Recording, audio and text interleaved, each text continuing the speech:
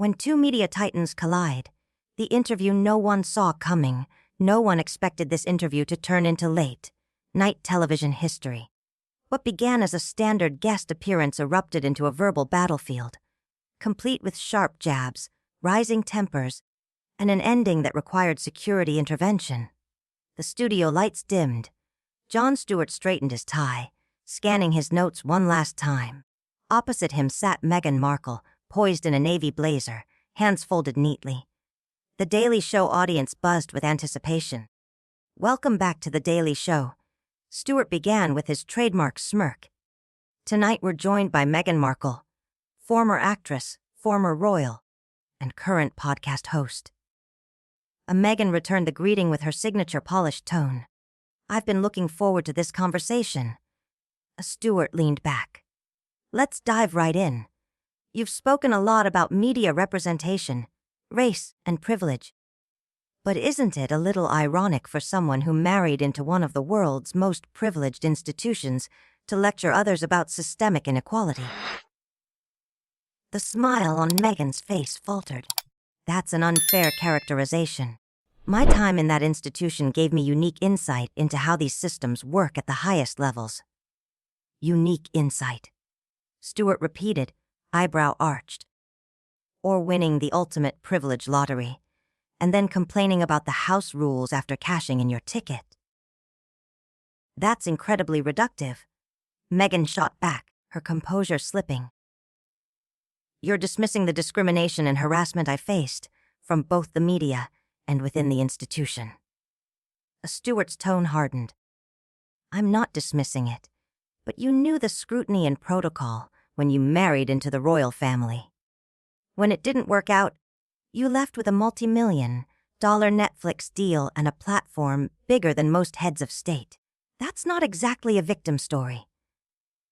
"You clearly don't understand," Meghan said, voice rising. "The racist coverage, the lack of institutional support, the toll on my mental health. These aren't inconveniences, Jon." "Oh, I understand," he replied. "But most people facing mental health struggles don't have private therapists, security details, multiple homes, and financial security. Instead of using that platform to help those without such advantages, you turned it into a personal brand." The audience fell silent. Meghan shifted in her seat. "That's completely unfair. Harry and I have dedicated ourselves to service, through the Archewell Foundation and other initiatives." Stewart gave a humorless laugh. "Service. You trademarked Archewell before leaving the royal family. That's business, not service. How dare you?" Meghan snapped. "You sit here mocking people's pain. What have you done lately besides make jokes?" Stewart's expression turned steely. 15 years holding politicians accountable, fighting for health care benefits for 9/11 first responders, using my platform for real issues, not to build a brand on grievances. That's rich," Meghan fired back. "You walked away from The Daily Show when it suited you. At least I didn't abandon my responsibilities when things got hard. I left to be with my family and pursue work I cared about." Stewart retorted. "I didn't leave because people were mean in the press, or spend years afterward doing interviews about it." "You have no idea what you're talking about," Meghan said, her voice shaking. "The scrutiny I faced was unprecedented. Racist undertones, fabricated stories, coordinated harassment campaigns. Unprecedented." Stewart interrupted. "Meghan, you were a cable TV actress who became a duchess. The scrutiny comes with the territory. You think Hillary Clinton didn't face unprecedented attacks. You think Barack Obama didn't deal with racist coverage." Stewart leaned forward, his tone measured but firm. "The difference is, they understood public service sometimes means taking hits for the greater good, not cashing in on them." Meghan's chair scraped across the floor as she stood abruptly. "I don't have to sit here and listen to this. You invited me under false pretenses, pretending this would be a respectful discussion about important issues. I invited you to have an honest conversation," Stewart replied, still seated, his voice rising. If you can't handle honest questions about your public statements and actions, maybe you shouldn't be doing interviews at all. Honest questions. Meghan laughed bitterly. This is a hit job. You've already made up your mind about me. Stewart rose now, facing her across the desk. You're right, I have. I've watched you turn personal struggles into a brand. I've seen you use issues like mental health and racism as props in your own narrative. And it's insulting to people who face those challenges without your resources or platform. You know what your real problem is, Jon. Meghan's voice sliced through the stunned silence. You can't stand that a woman, especially a woman of color, refused to stay silent in the face of institutional racism and abuse. You're threatened by someone who won't play by rules that benefit people like you.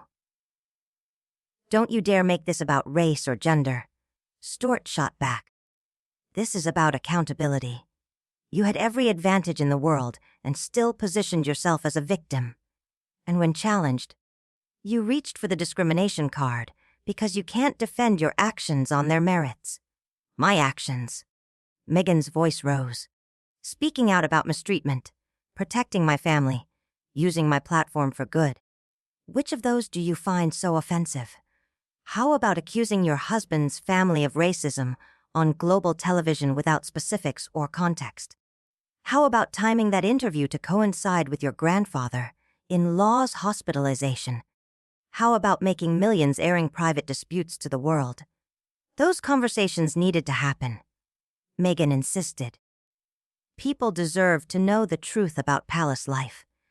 And if you think concerns about my son's skin color aren't specific enough, you're part of the problem. The problem, Stewart said, stepping closer, is you made serious accusations, then hid behind vague language. You want to talk about racism, fine, name names, give specifics. But you can't, because that would open you to real scrutiny and legal consequences. I don't owe you or anyone else a detailed breakdown of private conversations, Meghan replied, backing away slightly but holding her ground. The fact you're demanding I hand you ammunition just proves my point about how women are treated when they speak truth to power. Truth to power. Stewart barked a laugh. You were the power. You were a working royal with access to resources most people can't imagine. And when you didn't like how the system worked, you burned it down and profited from the ashes. I tried to work within the system, Meghan protested. I was silenced at every turn. No defense against false stories. No support during unprecedented harassment. What was I supposed to do? Suffer in silence for the rest of my life? You were supposed to understand that being a public figure, especially a royal, means facing criticism and scrutiny. Stewart countered. Focus on the work, not your image. You think Queen Elizabeth spent her reign worrying about bad press. She never faced the intersection of racism and sexism I did. Meghan shot back. You're comparing someone who understood duty to someone who confused celebrity with royalty, Stewart said bluntly. The Queen knew the institution was bigger than her personal feelings. You seem to think it should serve your personal brand. The audience was silent now, some shifting uncomfortably. A few had already left. My personal brand. Meghan's voice cracked. I was suicidal, Jon. I was in such a dark place I thought about ending my life. And the institution that was supposed to protect me did nothing. They cared more about their image than my life. Stewart's tone softened slightly. I'm sorry you went through that. Mental health struggles are serious. But Meghan, you weren't alone. You had a loving husband. Financial security. Access to the best care in the world. Most people facing suicidal thoughts have none of that. Instead of using your experience to show how broken mental health support is for everyone, you made it about how the palace failed you personally. How is that not highlighting broken systems? She shot back. If someone with my resources and platform couldn't get help, Meghan demanded, leaning forward.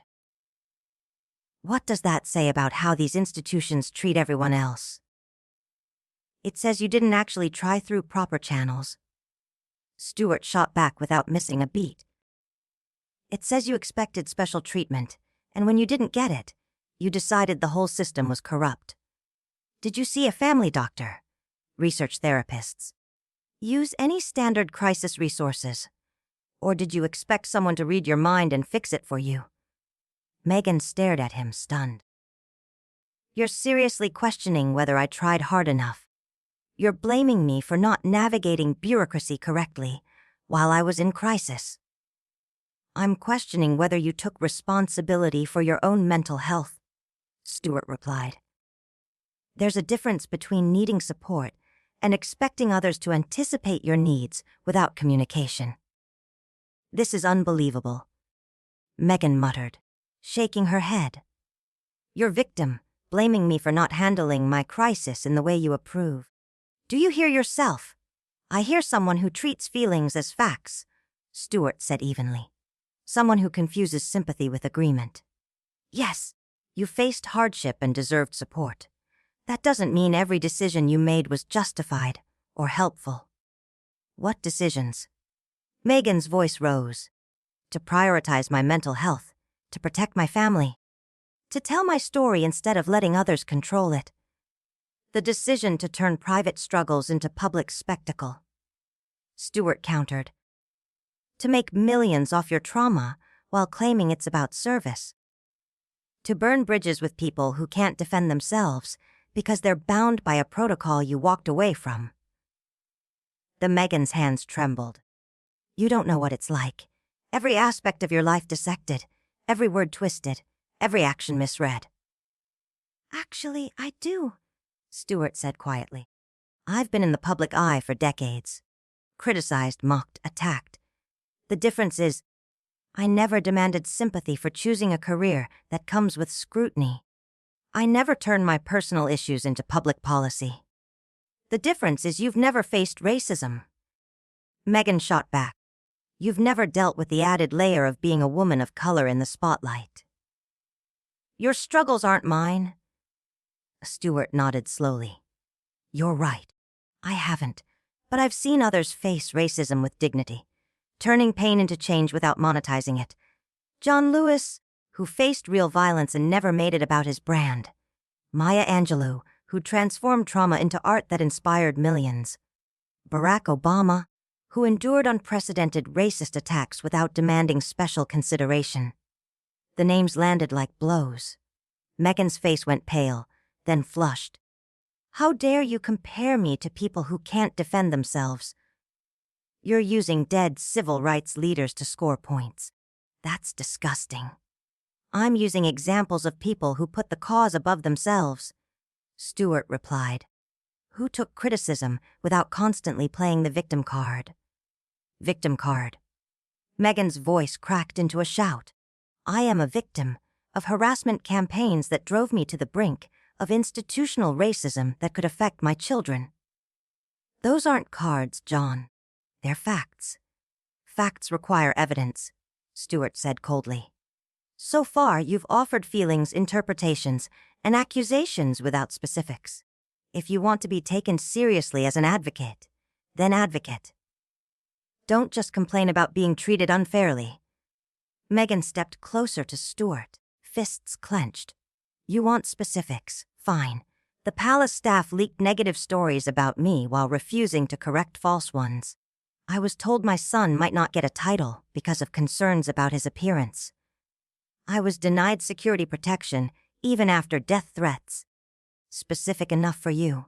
Those are allegations, Stewart said unmoved. And even if true, they don't justify turning your personal grievances into a media empire. You could have handled it privately, through proper channels, or legally. Instead, you chose the loudest, most damaging, and most profitable route. Proper channels. Meghan let out a bitter laugh. The same channels that failed to protect me. That protected the institution over me. You're dreaming if you think they would have worked. So you declared war on your husband's family on international television. Stewart said, when you didn't get what you wanted privately, you forced it publicly.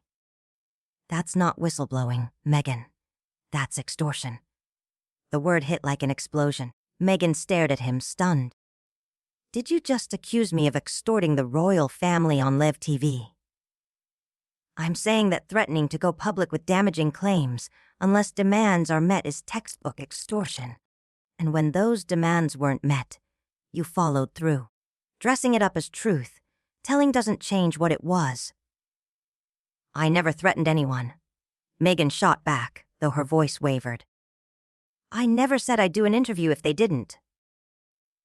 You didn't have to say it. Stewart cut in.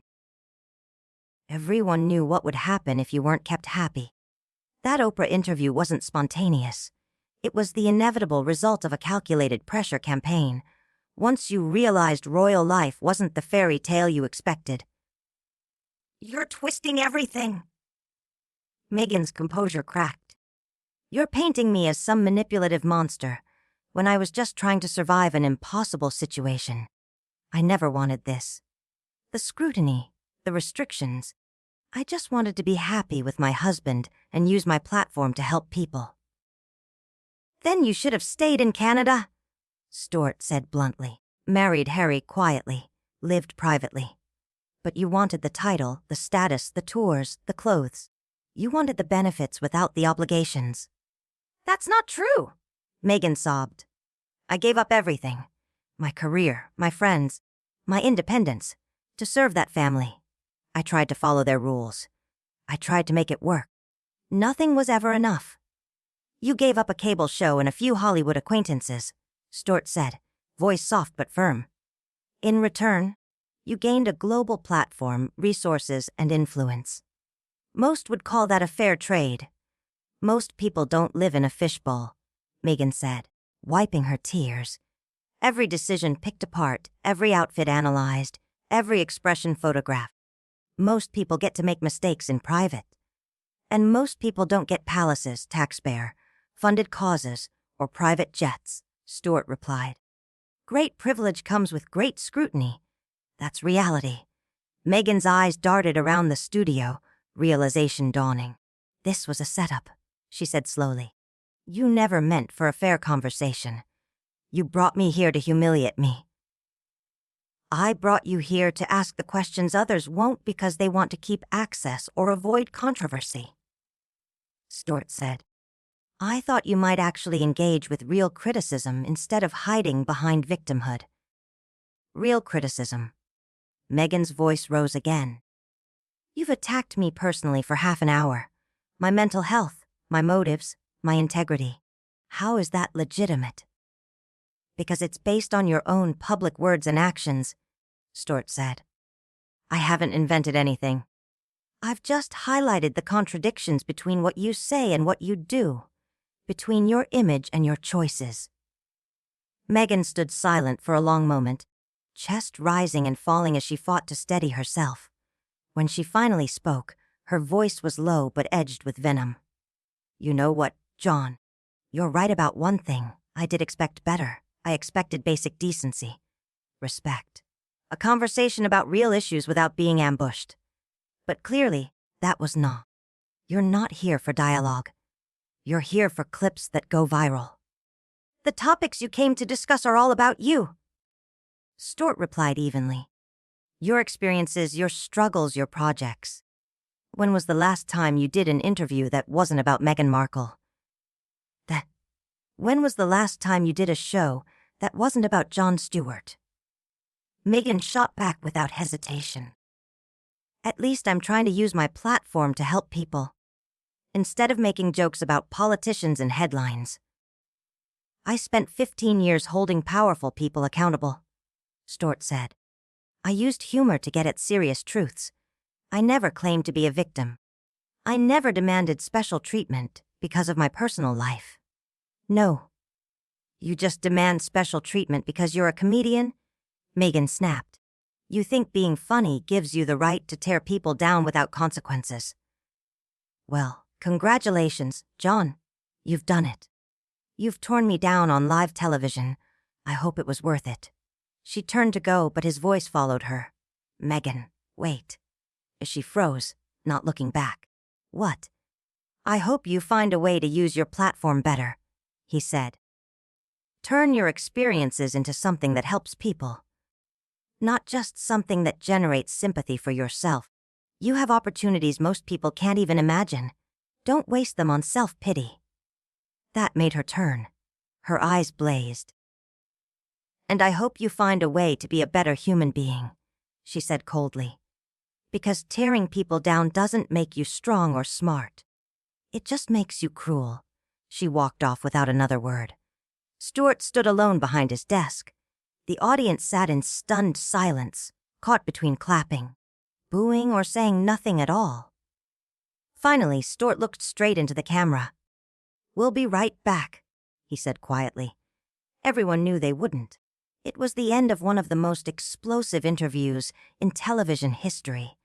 A celebrity appearance that had disintegrated into a public brawl, leaving accusations, bruised egos, and a studio full of witnesses to something they'd never forget. Both walked away looking diminished.